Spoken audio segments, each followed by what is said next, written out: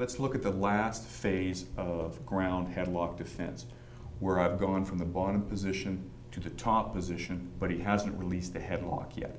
This is really common in real confrontations. An unskilled big goon, he gets a hold of your neck and he thinks he's a pit bull. As long as he's holding on to your neck, he thinks he's winning, even if he's on the bottom. This is a lot more difficult to deal with than, again, is covered in most Brazilian Jiu-Jitsu self-defense, because they don't put in the reality of the pressure, the reality of losing your balance constantly, and the problems with the hard surface. Let's look at some of those and how we can solve. So I was in the bottom headlock position. I used whatever technique to climb to the top. Let's look at one of these old school ones that's really good. I hook in. I'm able to climb myself over top, and then I roll the guy out to here, for example. That's a common defense. Ending up in this position is where 60, 70, 80% of the ground headlock defenses end up if he keeps the headlock on.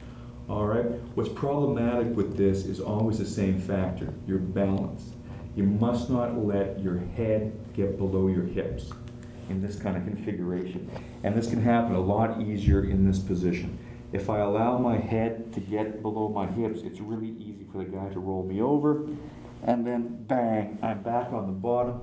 After 3 minutes of fighting with the guy on the pavement, my head's all, scratched up, and man, I don't want to have to start this all over again. So if I'm able to get on top, you want to do everything you can to stay on top. So the original problem is here. A lot of people teach this position where I'm on my knees, and then they want you to mount something like this. Okay?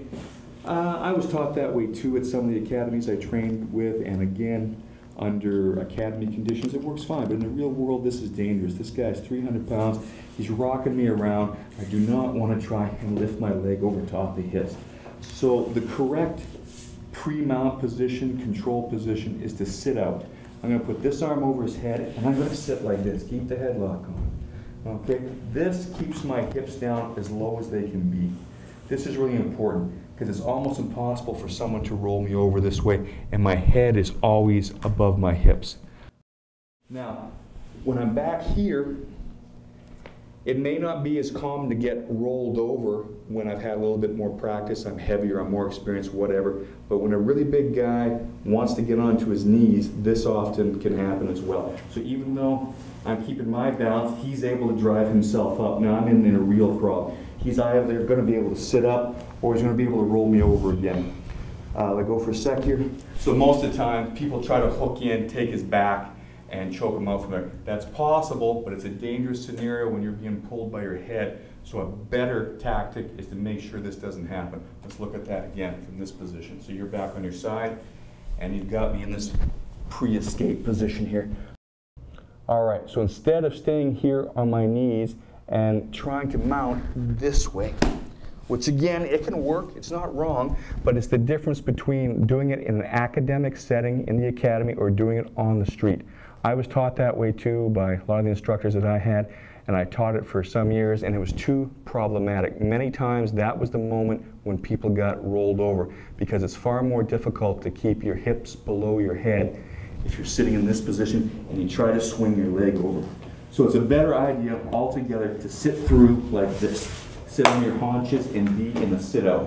Kind of a reverse Kesagatami is the same position, it's just his body positions differently. This gives you a lot better stability and your weight's lower. Number one, if he tries to turn onto his knees, try it. Come on, pull hard. It's a lot easier to force him back down. Come on, pull hard. Okay, now it looks really easy to do. It is, because Dave and I are the same size. So by controlling his hip there, his hips act as a 90-degree lever on his spine. It's really easy for me to spiral break him back down. Now, if he's the same weight as I am, which he is, I can do it with one hand. With a 300-pound guy, it's going to be a lot more problematic, but you're going to be able to do it by putting a lot more effort in.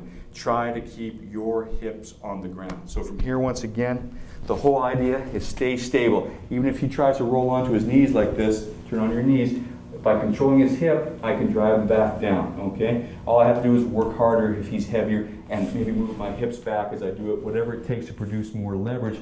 The key point being, my hips don't come off the ground.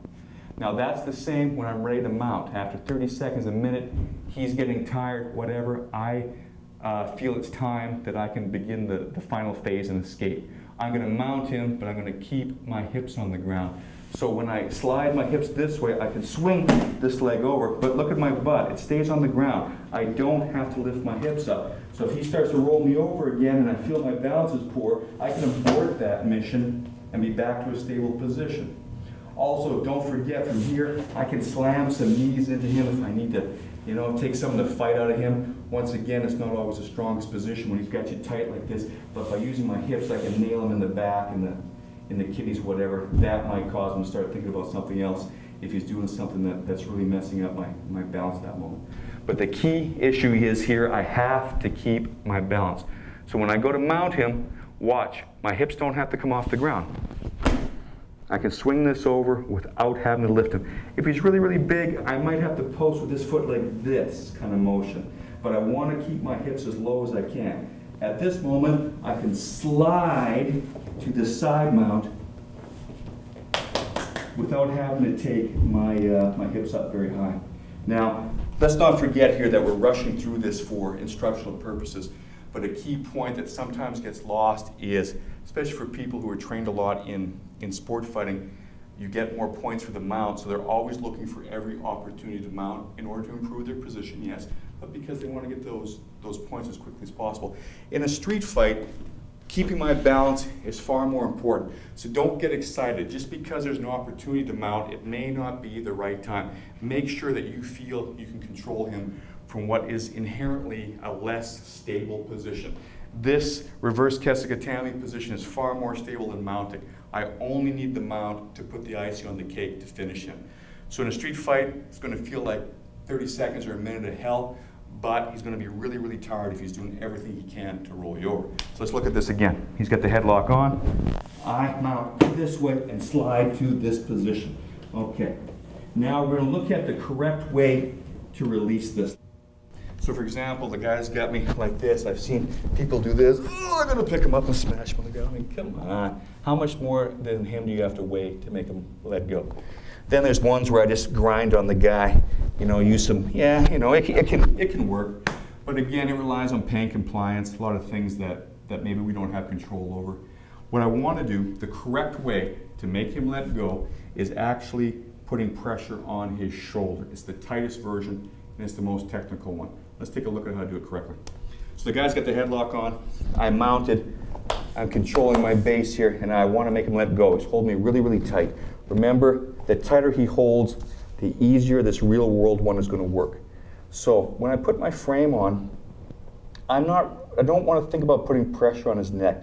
This is a crude version. It might work, it might not. What I want to do is control his shoulder.